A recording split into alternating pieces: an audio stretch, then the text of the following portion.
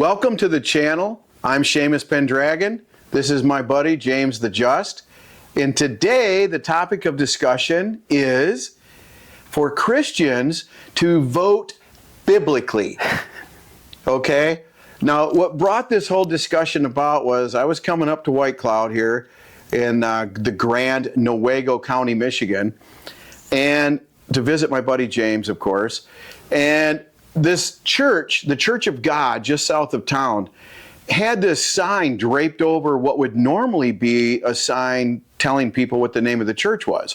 But in this case, the pastor went out of his way to make sure that everybody remember to vote biblically, right? And we'll try to include that photo here just so you can see the stupidity of it. Remember to vote biblically. Now, James, could you explain to our listeners what voting biblically would mean? Keep your head down so you don't get it chopped off. And your fucking mouth shut, right? Don't say nothing. Right. Just go like this. Agree. Because it was Rome. They were brutal. It was They Rome. would literally kill you for any cause. Yes. They didn't really need much of a reason, Any right? cause.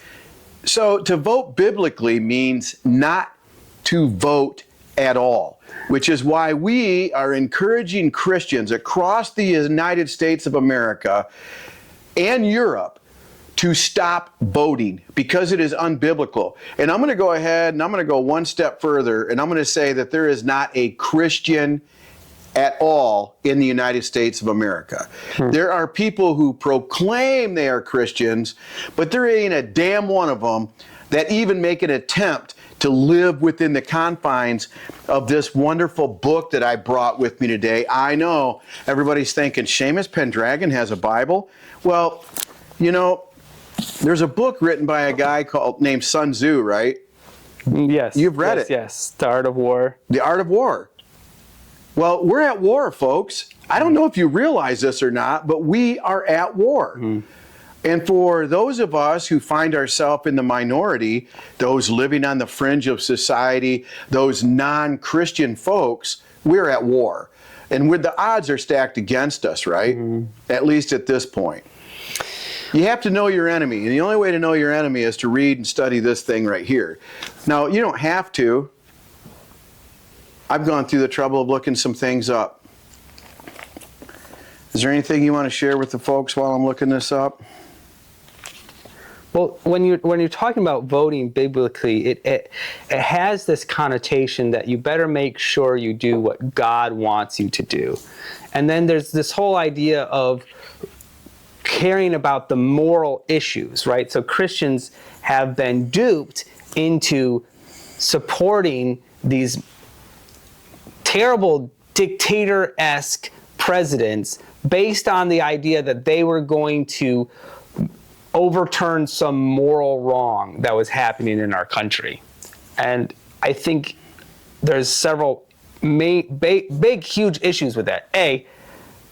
The leadership is only talking about those moral issues so that they can get your vote. They don't care. You can have your morals, absolutely free to exercise your morals, but so can everybody else. There you go. And you cannot legislate morality. When you legislate morality, you automatically are infringing upon the freedom of choice of others. Automatically. You cannot do it any other way. I like that. Now, there are other instructions. Now, the Apostle Paul, or at least what most believe to be the Apostle Paul, he writes in Romans 13. Now, this is a New American Standard Bible. You think I should give them the Amplified version, which gives the expounded? No, the New American Standard is considered by most scholars to be the clearest and most accurate version. Okay. So I'm just going to give the straight up version, the Amplified of the New American Standard. If you want, you can look it up. It gives a more expounded view. Here is Romans 13:1. Pay attention, all you Christians out there that have tuned in. Every person is to be in subjection to the governing authorities, for there is no authority except from God. So who would choose that authority then? Well, God. God, right? Not voters. Okay, for there is no authority except from God, and those which exist are established by God. Therefore, whoever resists authority has opposed the ordinance of God, and they who have opposed will receive condemnation upon themselves. In other words, you got it coming. You got it coming. For rulers are not a cause of fear for good behavior. That's really important, good behavior. Now we're talking about moral laws, right? Laws of morality, good behavior, but for evil. Do you want to have no fear of authority? Then do what is good, and you will have praise from the same. You are seeking praise from authority. Mm-hmm. For it is a minister of God to you for good. But if you do what is evil, be afraid, for it does not bear the sword for nothing. For it is a minister of God, an avenger who brings wrath on those who practice evil. My goodness. Whew.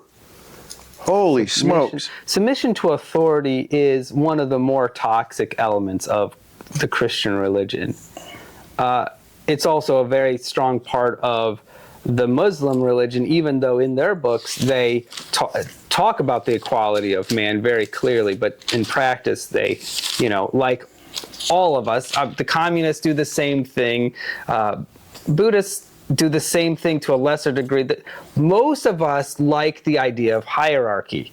We like the idea, or we're conditioned to like the idea, that there are those above us and we just need to keep in our place and run our lives and mind our own business. The problem is that America is supposedly founded on something different. The idea of democracy or republic is that those in authority are subject to their constituents, that they're answerable to us, and that they're supposed to do what we want them to do, not the other way around. They're not actually in authority over us. They have been given authority to mete out our will. Here's the problem with that. Now, I'm gonna expound a little bit more, but we're gonna delve into what James just talked about, because what he is saying is exactly true. I don't believe it's true in America anymore. In a republic, more so than a democracy. We were never meant to be a democracy. Mark that down. We were never meant to be a democracy. We were supposed to be a republic. And that asshole, Abraham Lincoln, killed the republic. Remember that. FDR finished it off. It was in its dying days, and FDR finished it off. But it was that much praised President of the United States, Abraham Lincoln, that killed the republic and installed central authority over all. I want you to listen to this. This is in 1 Peter, 2nd chapter, verse 13. Submit yourself for the Lord's sake to every human institution, whether to a king as the one in authority, or to governors as sent by him for the punishment of evildoers and praise of those who do right. For such is the will of God, that by doing right you may silence the ignorance of foolish men. Act as free men, and do not use your freedom as a covering for evil, but use it as bond slaves to God. In other words, you're a slave to the state. Honor all people, love the brotherhood, fear God, honor the king. I'm going to add this in there just for fun. Servants, meaning slaves, be submissive to your masters with all respect, not only to those who are good and gentle, but also to those who are unreasonable. In other words, when you submit to authority, regardless of the treatment that you get, you had better fucking take it, because this is what it says. For this finds favor, if for the sake of conscience towards God, a person bears up under sorrows when suffering unjustly. So if you're suffering under the state as a Christian and you don't like it, too fucking bad. There's this cognitive dissonance that we deal with when we're dealing with the church and what it says and the ideals of the American governmental mindset, the original intention of the American government. there were a lot of people in America that did not want to rebel against the king because of what the Bible said. Actually, it was almost half of the people who, because of the verse that he read and some of the other verses, they said, no, we can't rebel against authority. Even though it's tyrannical, even though they don't care about us, even though they are just doing whatever serves their own interests and has no regard for the people, we have to support them because that's what the Bible tells us to do. Yeah, and that would actually be the Christian So America way. almost didn't make it, except for that most of the founding fathers were deists as opposed to Christians, and a deist is not bound by the Bible and Right. bound by the rules that say I have to submit to authority.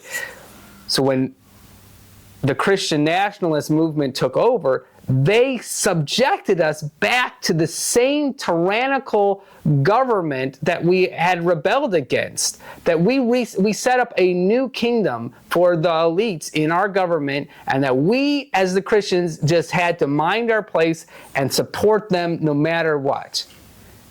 And it became increasingly clear that it was the Republicans for the conservative church and the Democrats for the liberal church. So it didn't really matter what type of Christian you were. You had to pick your flavor, but you had to pick one of the political parties based upon your religion. That was never supposed to be the intent. We're supposed to pick the parties that best represent us and Really, our the wishes. individual. Really, the individual. The party thing was born during the early establishment of the nation, right? But Jefferson wrote extensively how party politics was already destroying the nation in the late 1700s. 1781, I believe the Constitution was ratified. By the late 1700s, party division had already taken over. People were more loyal to the party than to the ideas or to the Constitution even. They were in love with the frickin' party. Well, this party represents me, and that party represents you. No, it should be each individual who's running for office should represent the people in their district. That's it. They should represent the wishes of the people. Now, it becomes very problematic because what happens is the church has taken over the running of this country. Absolutely taken over the running of this country. There is not a goddamn thing that happens that they can blame anybody for, and we're going to cover that in great detail in a minute. I want you to understand that Christians aren't supposed to legislate laws that come from their beliefs to impose on non-believers. Now listen to this. This comes out of 1 Corinthians chapter 5, verse 11. We're doing Bible study with Pendragon and James. James, the brother of the Lord. So anyway, we should do a Bible study class of our own. Wow. What do you think? Wow. Anyway, but now I write to you not to associate with anyone who bears the name of Christian brother if he is known to be guilty of immorality or greed. Whoa. Whoa. Now this is the amplified version of the New American Standard. Wow. Do not associate with a Christian brother if he is known to be guilty of immorality or greed. How many people do you think that excludes? Most of us, I would think. Or is an idolater whose soul is devoted to any object that usurps the place of God. Or is a person with a foul tongue. That's it, man. I'm done. I can have no Christian friends. None. Because my favorite word is fuck, because it's so versatile. Anyway, abusing, reviling, slandering, or is a drunkard, or a swindler, or a robber. Now, a swindler is like a smooth talker that gets money from people, right? Or robs them of their riches any way you can think of. Swindler. So a salesperson So like could be a somebody swindler. who stands up in front of everybody once a week and tells them how they have to give him 10% of their money in order for them to, feel good about themselves and their religion. Would that be a I think that's a swindler. swindler? Oh, Swindler, snake oil salesman, yeah, you bet. something. No, you must not so much as eat with such a person. Now, I can go into bars anywhere in Newaygo County and see them full of Christian people drinking and eating and using foul language. especially if there's a good football game. Hold on a minute. What business of mine is it, and what right have I to judge outsiders? Oh, People outside the church. yeah. Is it not those inside the church upon whom you are to pass disciplinary judgment, passing censoring sentence on them as the acts require? The facts, I'm sorry. God alone sits in judgment on those who are outside. My. Drive out that wicked one from among you. Expel him from your church. Woo! That's it for the Bible study, at least that portion of it. Well, You want to expound on that a little bit? I like what you were saying. It's basically nobody has the right to tell anyone they can't be a Christian. That's not true. Well, listen. You can't. Okay. Let's think get down to the nuts and bolts of it. People are free to believe what they want to believe. I agree. And practice what they want to practice. I agree. What he's really referring to, the problem with Christianity is that they think that they alone have that right. That they're the only ones who have the right to practice their religion freely, to believe what they want to believe, and to hold the moral and ideal standards that they hold. They're the only ones. They're the only ones qualified. They're the only ones capable. They're the only ones with the correct answer. They're the only ones, anointed by God to tell us the chosen ones, truth. right? Yes. They are the chosen. Listen, they are a branch of Judaism. Christianity is nothing more or less than a sect of Judaism. Why else would you have the Old Testament Bible as part of the New Testament? You are a Jew.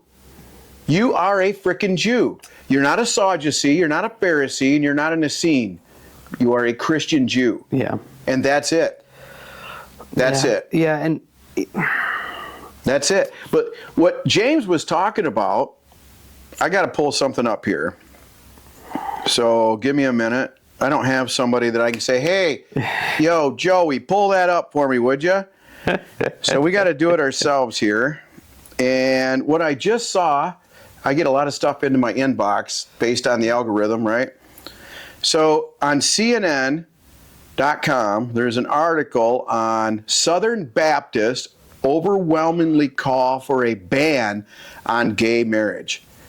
This is a moral issue that has not a goddamn thing to do with legislators. This should be between individuals, not the U.S. government legislating their form of morality, which, by the way, would come from the Southern Baptist. Listen to this. Southern Baptist overwhelmingly endorsed a ban on gay marriage, including a call for a reversal of the U.S. Supreme Court's 10-year-old precedents legalizing it nationwide. They also call for legislators to call on legislators. That's influencing the Congress and the Senate, right? They also called for legislators to curtail sports betting and to support policies that promote childbearing. What the fuck is this? Wow. Not childbearing. Well, it says a proposed resolution says legislators have a duty. And if you look up the definition of the word duty, it means obligation to pass laws, get this, that reflect the truth of creation and natural law about marriage, sex, human life, and family, and to oppose laws contradicting what God has made plain through nature and scriptures. These motherfuckers are using the word nature and they don't even understand the meaning of the word. First of all, they proclaim that we are above and separate from nature. Right. If that was the case, homosexuality wouldn't even be frowned upon, because in the realm of nature, it exists everywhere. It exists everywhere. Sure. Animals don't care. If it feels good, do it. They just do it, right? So the obsession with sexuality really comes from the Romans. And before Christianity came onto the scene, the Romans decided they were going to control sexuality because they wanted humans sexuality of all the slaves and all the peons to profit them. Okay, which means they want more children born. So homosexuality was frowned upon. It wasn't outlawed or nothing, especially in the hierarchy of Rome, but in the masses, they wanted people to marry one wife and to have children so that they could increase their economic contribution to the Roman Empire. Okay, The slave force. it had nothing to do with individual freedoms. It had nothing to do with what was right or wrong. Okay, it only had to do with serving the interests of Rome. Can I make a point real quick? Yeah. The emperor of Rome was the moral head of the nation. Yeah. Just like Donald Jesus Trump is head of the Christian Nationalist Church. Well, the King of England is still the head of the Church of England. Yes. He's still the moral representation of God to the English people. Think about how twisted that is. The Pope still represents that. No, it's horrendous. But It's hilarious. The point that I was trying to make is that what you see is that we as Americans rebelled against the religious and moral rule of this king who, by the way, obviously only made decisions based upon his own needs and his own desires. Whatever profited him and his backers. So that's all they care about. And we've come into the same system here in America. We tried to start a foundation that would limit that, and it did to some degree for Briefly, a while. Very briefly. But with the resurgence of Christian nationalism, that's what they're doing again. I want to make very clear.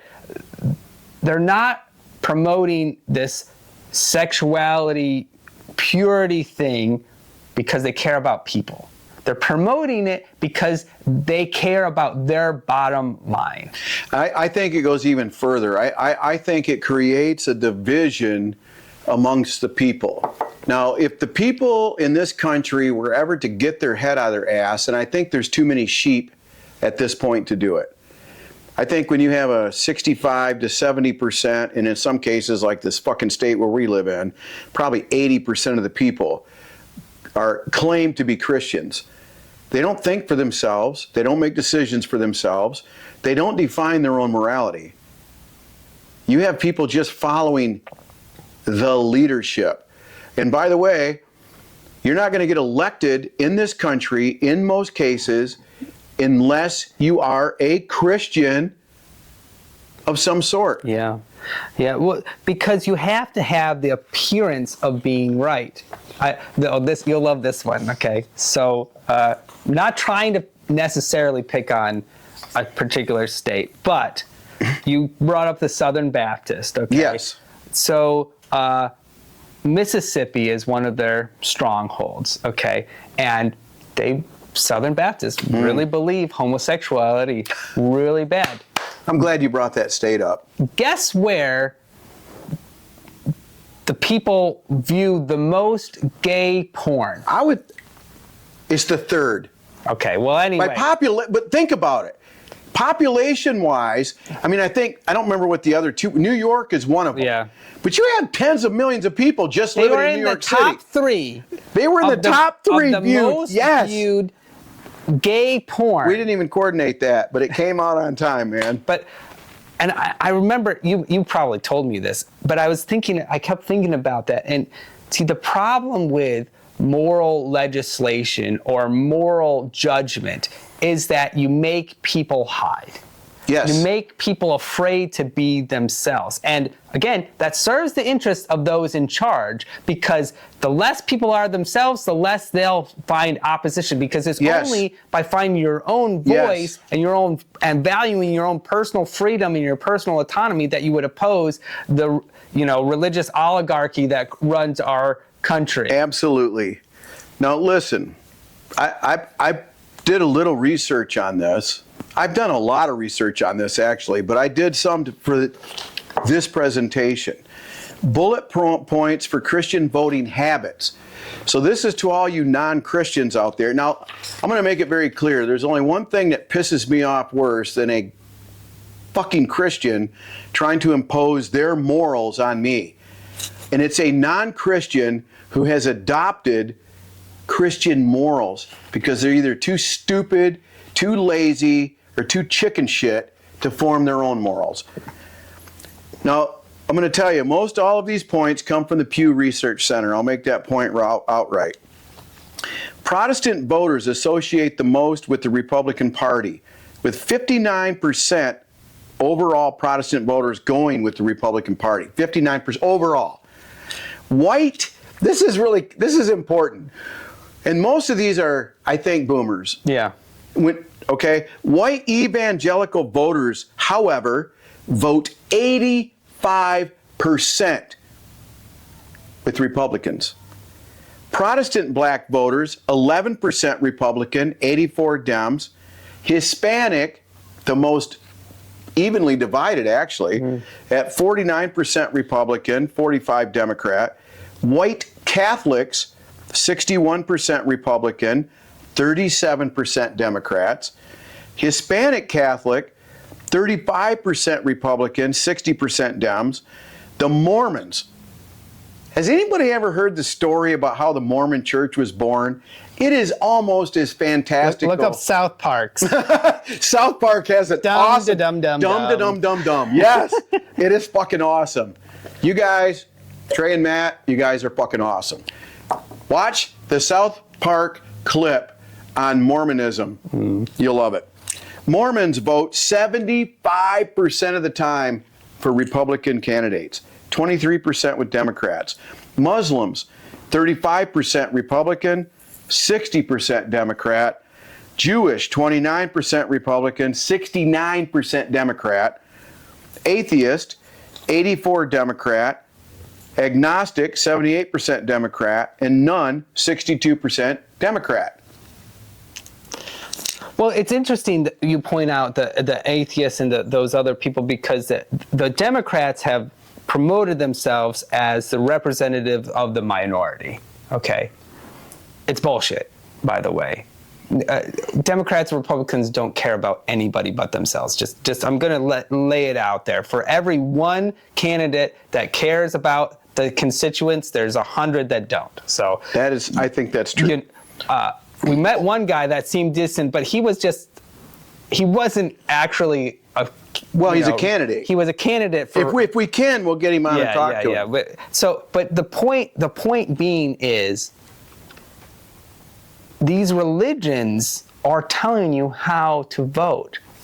And they're telling you that you have a moral obligation to vote a particular way. I've been in churches, evangelical Christian churches, that I've heard it said, if you don't vote for the Republican candidate, you are not really a Christian. I believe that 100%. I believe I believe they would project that. You are a wayward. You're backslidden. They use all kinds of slang, but the idea is that because these Republican candidates say they promote these conservative moral values, that's the only reason you should vote, and you have to vote for them because they support these, what is good.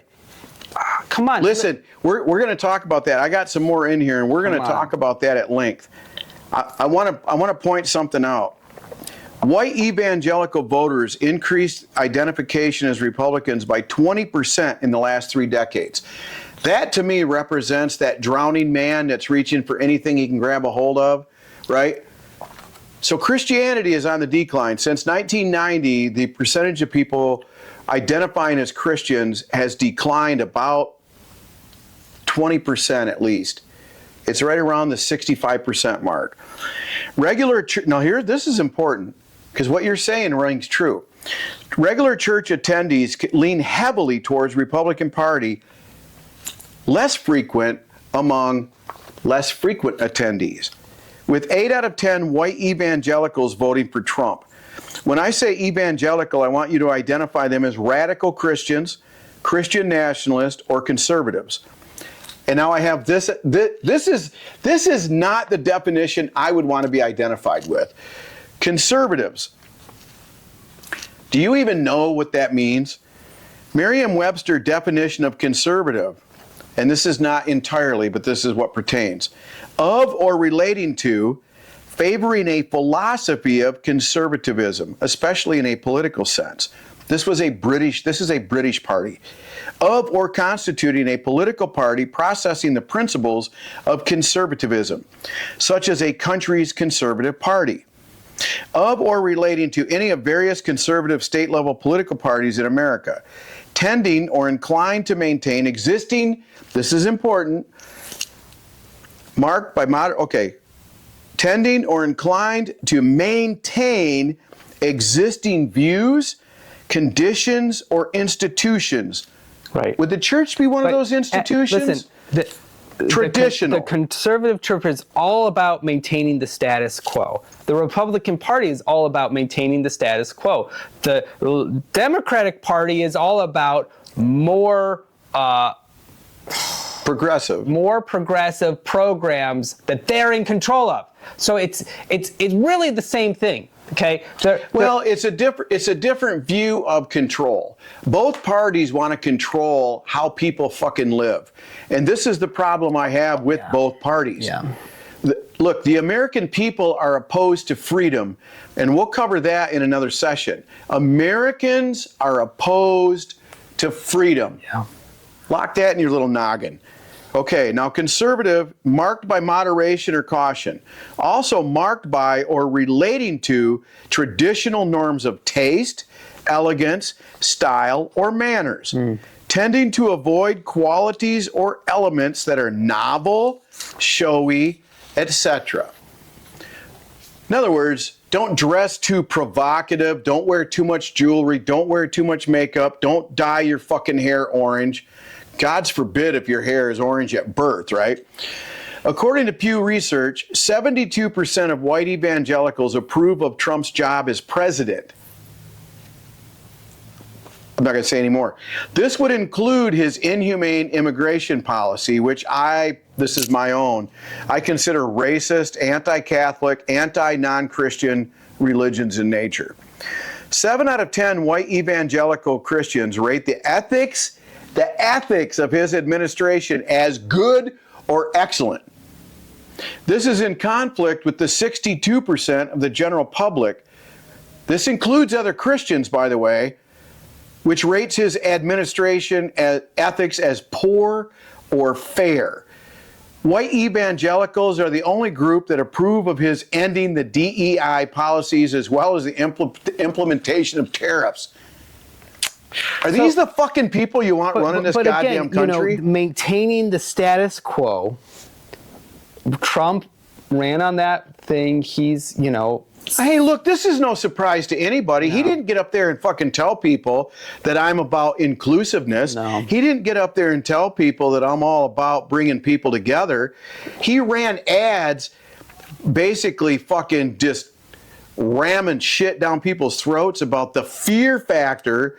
He had drag queens up on stage, you know what I'm saying? Commercials with drag queens, homosexual rights, gay marriage. He ran campaigns against those people to appeal to these assholes who think that everybody has to live like me. Well, and you're being manipulated and controlled. He doesn't care at all. He only cares about himself, which is the political situation that we all have created in America, is that those in top leadership only care about their own careers and their own promotions and their own position of power. That's the only thing that they care about. And to be true, the best thing that could happen to this country is if Christians started actually following the teachings of the Bible and voted biblically. Vote biblically. Vote biblically. You must.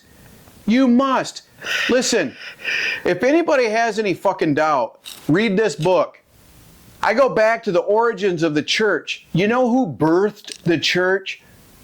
It wasn't Constantine. He got the ball rolling. It was Theodosius. And if you don't know the story, 90%, would you say, you were a devout Christian, Would you say that at least 90% of Christians have absolutely no fucking idea what the history of their church is? Absolutely. But again, that's on purpose. Part of our government's control is the control of the school system. We should do one on that. That would be great. They're dumbing you down. They don't teach you history. They control you. They tell you America's the greatest country on earth. It's the most laughable thing possible. We're literally like 30th or lower on most metrics of the scale. Like, we're not even in the top 20 for social. We're not. Listen, in my first book, Land of the Free, Home of the Brave, and Other BS, I put it down. I showed the fucking stats. We are not in the 20 top countries for social freedom. We are not in the 20 top countries for economic freedom. So this 4th of July, when you're celebrating your fucking pseudo freedom, just remember it's all bullshit. There are some good principles of freedom. Some of the guys that founded our country had some good ideas, but they have all been corrupted. And the church, the religious right, has done its best to take over and to dominate the mindset of Christians into thinking that they have to vote a certain way in order to be right with God. Like, think about that. Like, that's just, it boggles my mind. Like, it's not anywhere in the Bible. Vote Republican. I still believe in for real in God. I do not hear God telling me to vote for Donald Trump. Anybody. I do not hear God telling me that I have to legislate morality for other people. I don't hear God telling me that I have to hate gay people and take away their ability to be a human being themselves and to practice their life the way that they want. You don't have to agree with people. We all disagree. Him and I disagree. We disagree a lot less than we used to. But we love to debate it and to be curious, to find out why they believe the thing that they believe, why they like the thing. One of the coolest things I think you've shared with me, and it was something you had heard somewhere, was what a person that you were listening to declared what a believer was. Can you share that with the people? Do you remember what you shared with me? No, you better. A believer is somebody who has stopped seeking the truth, right? If you're a believer, now listen, this is real time, man. This is something else I cover in the book at great length. When you are a believer, you just do what you're fucking told because you believe that person is right. You believe that person has your best interest in mind. You believe that you have to subject yourself to that stupid asshole because they belong in a certain camp. You have stopped searching for the truth. Listen, the Holy Grail is not some fucking cup that some pseudo god / human drank out of at some Last Supper. The god Mithras, if you were to look up the stuff about Mithras, which I include in this book, you will find he had a Last Supper too. It's funny as shit. No, the Holy Grail is the truth. The search for the Holy Grail, at least from my perspective, should be the search for the truth. And if you're a believer, you have stopped searching. And you have accepted, in most cases, what some dipshit has decided is the truth. And I believe that. I believe that. And I don't have to work for anything else. I don't have to look, I don't have to read, I don't have to listen to anything. I don't have to make my own decisions. And most importantly of all, I'm not responsible. James, James is my resident recovering Christian. He's fresh out of that oppression. So what kind of insight or advice do you have to give to Christians who may have tuned into this? Some of them are probably really pissed off at this point. Some of them are going, I knew it all along, right? And the non-Christians are like, yep, on board. What do you have for the fence sitters? What do you have for the people that are sitting out there wondering, like, what does this mean for me? So one of the greatest benefits that I've seen in my life recently since becoming a recovering Christian is that I don't have this need to do what God tells me to do. I don't have this feeling of shame and guilt if I don't follow the church and what the church tells me to do. And so it really empowered me to be a free thinker. So I would tell you, think for yourself, weigh the options, look at it with fresh eyes. You know, one of the people I was reading recently, this Hindu guru, was saying you need to look at the world with fresh eyes, as if you've never seen it before. So when you look at a situation, let's take Pendragon's favorite one. If you look at the man Donald Trump, do you really think that he is the epitome of what America should strive to be? Do you really think that he is the best candidate to lead us into peace and harmony with the rest of the world? Okay, that one's pretty obvious for some, piss off some other ones. My point is that when the church tells you you have to vote for the Republican because of the abortion issue, they're skating over a whole bunch of really important things that you really should take a look at. Everyone should have the freedom to do what they want, as long as they're not harming others. And the abortion issue is a great one, because there's this claim that you're harming this child. You know, in my mind, I think there should be a cutoff point of when you could do an abortion, because we know that that's a viable person.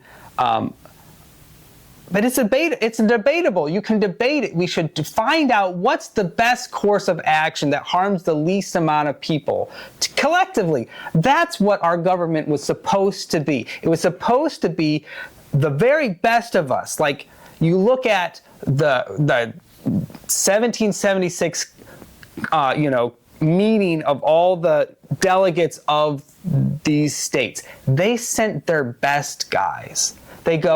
They all get together and they say, these young guys, these 30-year-old guys, we know them. All the way up to 80. There was a diverse crowd. It was these men, 24 to 80 years old, these are the ones that we can trust to represent our desires in the Continental Congress, okay? That's what we're supposed to do. We're supposed to find out someone that we can identify with, that we know, that would best represent us and our desires. Now, he brought this up before too. Well, there's so many issues along with this, but what I want to remind you, think for yourself. Weigh the situation. We like to say, hey, if 15% of the country voted for libertarian, and got some libertarian candidates into Congress and the Senate, we could really disrupt some things. We're going to talk about that more. That was pretty easy. I'm just saying there's solutions that are there than just having to follow your church. Since I no longer go to church, I no longer have to follow what some other guy tells me what to think. And let me tell you, I know that there's a comfort in a group think. There's a comfort in a large collective of people agreeing about something. There's power in that. There's some good things about it. But the church has taken ownership of that and coerced it to their own self-centered ends, okay? Because the high-ups of all the Christian denominations are buddies with all of the senators and the representatives. I want you to understand that the church they are in bed together. One of the more instrumental organizations into who gets nominated for office. Okay? And you think about that. Think about all of the things that our country agrees to do that any normal person would disagree with. The endless wars, the inflicting poverty upon the rest of the world in so many ways of controlling, cajoling, disrupting. We know that our government is terribly corrupt and only serves the interests of mega corporations, okay? And the church is in bed with them. You need to question your belief system. You need to question what you're following. We all do. Every one of us needs to go, why do I believe these things? Because we can always strive for more. That's the thing. Christianity is stuck in thinking they have it all figured out. I would go one step further. I would advise you to follow his advice and think for yourself. On the other side of it, I would say that if you have a minister that's actually telling you how to vote, to record it and send it to, say, Freedom from Religion Foundation or Americans United for Separation of Church and State. One of the greatest tools that we have that we can use against the church to kill their influence, it is against the law for them to tell people how they should vote. It is against the law. For good reason. They are not supposed to be involved in a political fashion for one candidate or one party over another. They do it every goddamn fucking election cycle, and I'm tired of it. If people were to turn this information in and deny them their nonprofit status, it would kill the influence right there. It would begin to kill it because you're depriving them of their money, their tax-free money. It's a lucrative business. Church is a very lucrative business. I've got like 4 ideas for new videos after this one, but I think we'll have to wrap it up. Yeah, with, I think with so. that, and James has to get his kids to an event. Remind you, Christians in the early church didn't vote at all. So Christians, remember, vote biblically. Biblically. Oh, hey, thanks for tuning in. This is Seamus Pendragon, still living in sin. Until next time, see ya.